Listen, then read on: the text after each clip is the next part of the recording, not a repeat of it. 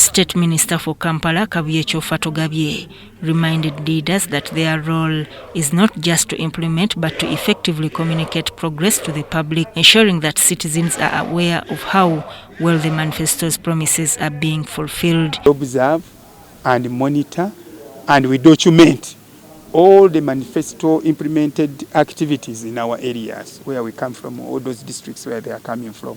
Secondly, we also pass on or extend the message of His Excellency the President of socio-economic transformation for wealth creation, especially in those households which are still living in a monetary economy, so that we can bring them all to start engaging or earning like any other.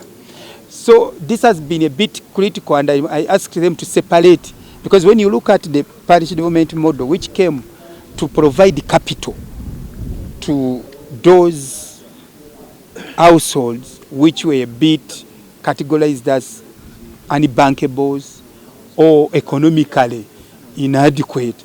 Now people must also separate and try to debunk and simplify the whole parish development model framework. Kyoofatogabye stressed that government officials are agents of the people, and with elections on the horizon, it's vital for these leaders to understand the progress made so far and to be able to articulate this to voters. The minister focused on the empowerment of leaders, particularly Deputy RDCs and RCCs, urging them to be fully informed so that they can represent their superiors accurately and confidently. Let's concentrate on wealth creation in the households. Then we leave these other 6 pillars which focus on the development of the entire community or the entire parish.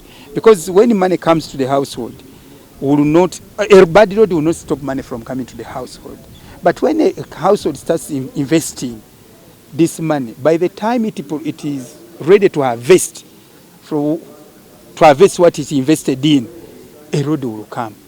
So the roads, the schools, the what are just enablers towards this wealth creation in the household. That was collaboration between the RDCs and party chairpersons was another key message at the retreat.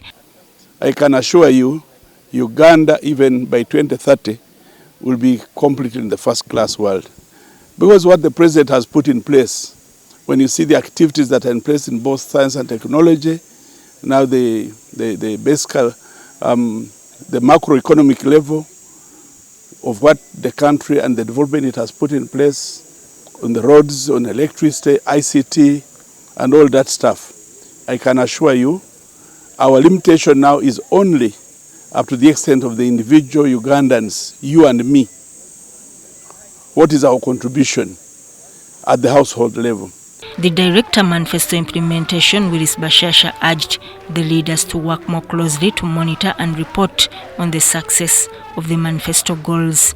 So the message to these leaders were one or two. One was that we are giving you information that should arm you to capacity to go and be able to explain our citizens in terms of mobilization and making Ugandans be able to appreciate how far we have gone on the manifesto. Two was also how we can improve on the coordination between the offices of the RDC and the party chairpersons in terms of monitoring the progress on the ground. There was a sense of renewed commitment to ensuring that the NRM Manifesto's promises are fully realized. So they've been here for 2 weeks.